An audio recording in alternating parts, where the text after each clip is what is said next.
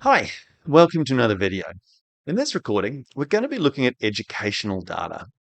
I'll start with an explanation of what data is generally, and then look at how it's collected and analyzed under what I've called the three axes model that hopefully can be used to improve teaching practice. So what is data? Well, dictionary definitions are a little unhelpful because they're generally quite broad.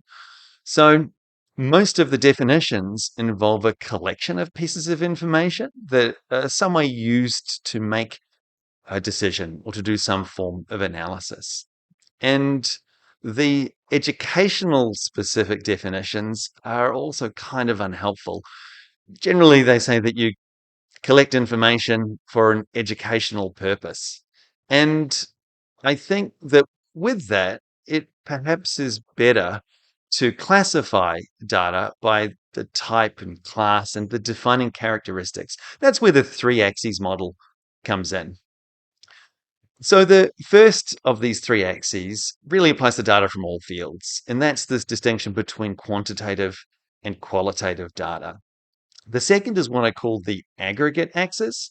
This is data that's compiled for educational purposes, but done at different levels. So, for example, student data specifically, or class data, or school data, or year level data, or a collection of schools, or across the entire population. The third axis I call the student source axis, and really this is to do with time. That is, the teacher will have access to data from a variety of sources and a variety of styles. But at the start of the teaching experience, that data is fixed in that this information, we'll call the demographic information, is gathered but can't be modified. Now, throughout the process of the teaching experience, the teacher can gather data and use and apply that. I call that the interactive component of this student source axis. And the third part of this is what I call the outcome data. That is data that is gathered after the teaching experience finishes. Now, I'm going to talk about each of the axes, but I'll start with I guess, the most straightforward one, which is this distinction between quantitative and qualitative data. To put it simply, quantitative data is data that can be reduced to numbers in some way. And so that this could be things like raw test scores, but it also could be, for example, something that could be counted. So throughout a class, for example, collecting from students, say their favorite colors. That's a piece of text, but the aggregate of that, the count for that, is something that can be quantified. And so we would still refer to that as quantitative data. Similarly, data that's received through things like MySchools, NAPLAN, ATAR, the ICSIA, which is the socioeconomic index values. These are all quantitative data. And this can also be things like preferences. There's a system known as the Likert scales. You've probably seen these, where as part of research, the researcher can give a scale of preference. I strongly agree at one end, strongly disagree at another. And a person undertaking that sort of research can essentially give their preferences, which would normally be a qualitative thing, but they're doing it on a scale. So they're converting something which is qualitative in nature into a quantitative value. And the key thing to note here is that quantitative data can be analyzed using statistical tools and simple counting tools, less than, greater than, fractions, and so on. Now, there is something of a challenge with quantitative data, in that there is generally a well-held belief that it's somehow superior to qualitative because it's non-contextual. In other words, it's objective and doesn't relate to the particular person who gathered it in theory. However, that's a little misleading because while, yeah, technically numbers are objective in the sense that 3 plus 4 equals 7, that's kind of just because they're tautologies. That it's true by definition. It's not really telling you anything useful. And when we look at numbers, a single number, 903, doesn't mean anything out of the context in which it's gathered and developed and analyzed. So that number could be someone's bank balance or it could be an Exia value. And so ultimately, there is in the interpretation stage always going to be some aspect of contextualness, even with quantitative data. Qualitative data, as opposed to quantitative, is always contextual. In other words, the subjective aspects of the person creating it and the subject are involved in the data itself. Qualitative data is in the form of text, and it doesn't, strictly speaking, have to be written. So, a conversation, for example, that one teacher has to another still can be a form of qualitative data gathering process. And the other really important difference between qualitative and quantitative is that qualitative in its contextual nature involves human judgments. And so the process of identifying trends, for example, and recognizing patterns in data is inherently a qualitative process. We are real, actual human beings, and we bring our own context to the process of reading and interpreting qualitative data, even though it can't readily be separated from that context and analyzed in a statistical or a numeric manner.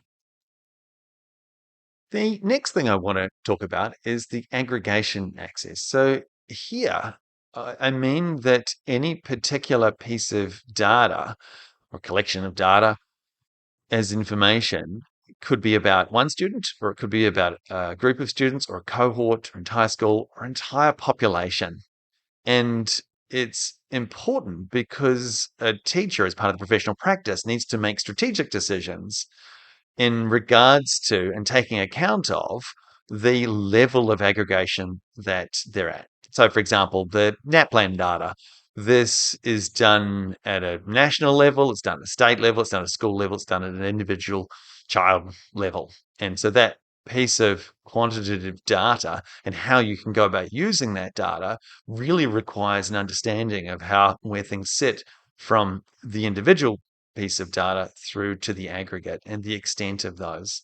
And so an example of that is when planning for a class, the teacher quite commonly will look at the cohort level. Certainly for things like differentiation or producing teaching materials that are appropriate to that context.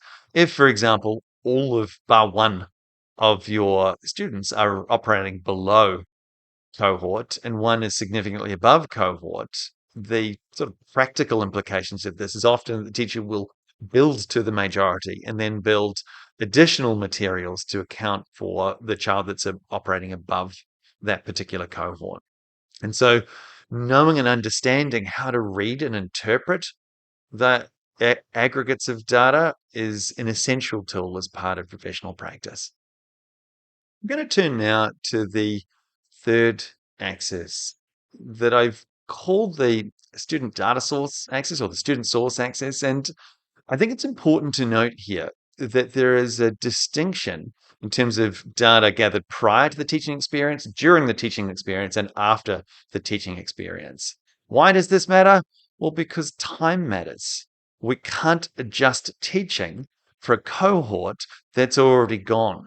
Similarly, we can't judge the engagement, the interaction, the our individual knowledge of learners until we've physically met those learners. And the information that we're given at the start doesn't change. And this is not really intended to be sort of a statistical tool. It's really, again, it's tautological. What I'm trying to explain here is that it's important for teachers to appreciate and understand the temporal nature of the data that they are gathering and interpreting. I think it's also important to note here that this kind of sounds a little like the distinction between diagnostic, formative, and summative assessment, and that you make this differentiation in terms of the purpose of your assessment, whether it's as for or of learning. But that's not really what I'm getting at here. I think the key distinction here and the key piece of, I guess, learning to take away is you can't go back in time. You can't adjust your teaching in order to benefit a cohort that's already left. And data of outcomes is not fixed in time. What does that mean? It means that you can still measure the learning outcomes of people after they have left that context. This can still be measured. And as part of reflexive teaching practice, you can use this in order to inform your own professional development and for future planning and teaching experiences. Now, in regards to this third axis, I've used the words demographic, interactive, and outcome, and they're not really used in the same narrow sense that we normally expect the word demographic. Here, I'm meaning specifically data that is present when the teaching context begins. In other words, a snapshot in time. And some of that data could, functionally, demographic data in the narrow sense can change over time. A student, for example, could have a disability or have an IEP or something similar. And ultimately, that's really kind of not the point, because at that stage, really that's data that the teacher would use to adjust the current cohort and take that into account. Now, in terms of examples of this, the simple demographic data, date of birth, gender, disability status, and so on like that, that's given to you at the start. And I think importantly, the teachers in my secondary context are given this information, right? That quantitative data is given, but there's also going to be qualitative data as well that may require them to go out and ask. And again, prior to the start of a teaching experience, the qualitative data may be simply gathered by talking to other teachers, talking about specific students, asking about the cohort in general. And I think the key point here is that this, while it seems a little off the books, it's actually an important part of reflexive teaching practice, that we need to know the distinction between quantitative and qualitative data and to go and obtain it. But the process of obtaining this information before starting it is it's essential. It's one of those things that's very important. And in regards to this model, the amount of weight that you place on each particular piece of data is going to vary depending on what you're actually going to be using it for. So here, what I refer to as interactive data is that which is gathered through the process of teaching and in mechanisms that may be collected elsewhere. So, for example, student engagement and behavior and attendance. And the key point is that with interactive data on this axis, it is a continuous process of collecting, analyzing, and applying this data.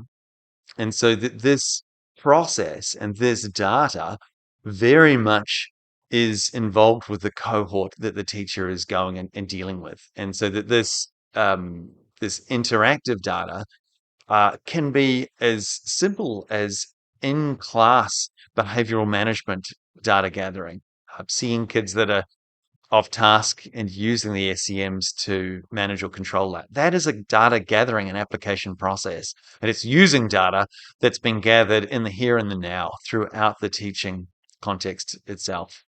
Now, other forms of more structured data in this process are things like formative and summative assessment that a teacher can look at and examine and use this as part of the process, be it for planning or differentiation or to make reasonable adjustments. Outcome data is gathered after the teaching context ends, but it's more than merely the sort of final grades you might get in a summative piece of assessment. It's the data that flows on from learners and into their lives in terms of what they've learned. And in situations where the particular students haven't finished the schooling context. It's the data that you can still map and gather within the school, but there may be some other forms of data. For example, the university entrance rates or for, the percentage of students that have completed certain types of studies after a period of time. And I think it's important to note here that as part of reflexive practice, we look at data from the cohort that we've just had or taught, and we look at the sort of objective outcomes that have come from that, ATAR scores, for example. However, we make that reflexive decision at that point in time, and then we use that to inform subsequent practice. We can revisit this data at a later stage. So it turns not just the sort of the PTAR cycle into having reflection as a component, but continuous reflection along the teaching process. So, how do these axes work in practice? Well, the key thing to note is that as a teacher, we really need to know the distinctions on all three of these axes. We need to know the difference between quantitative and qualitative. We need to know the difference between individual as opposed to aggregate, and we need to know the difference in terms of where data arrives in terms of time as part of that uh, planning cycle. And the educational research literature also produces data as well. And that is also something that we as professional learners need to engage with throughout this process. We need to learn how to sort of gather, analyze, and apply data both throughout the teaching process itself as well as afterwards as part of reflection and continuous monitoring.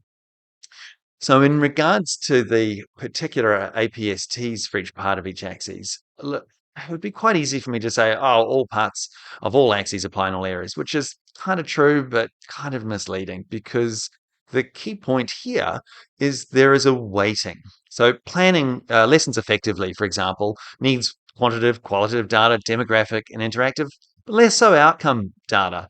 And the aggregate data you would need for planning is usually on a class level rather than an entire cohort or just the individual.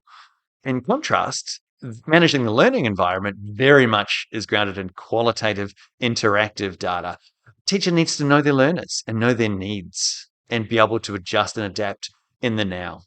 Differentiation is similar in that you will get data, but the quantitative data matters there because knowing what students are at, below, or above the cohort is important. And again, the outcome data in that situation is going to be less important. With assessing, skill at moderation is usually developed with outcome data, whereas the formative assessment that we would have is going to be through the interactive process that we would gather data throughout the teaching and learning experience. Finally, dealing with parents and engaging with them both in interviews and interacting. This requires a weighting in terms, quite a different mechanism as planning. So, for example, the qualitative information that you gather as a teacher is often much more important than the actual numeric or letter grade scores. And thus, in summary, the weightings that we place across each of these three axes is absolutely important. And ultimately, it's a factor of teacher experience. That's why these things are reflected in 4 levels across the APSTs. Thanks for watching. I hope this was useful. As always, like and subscribe if you'd like me to produce more content. Thanks for watching. Bye for now.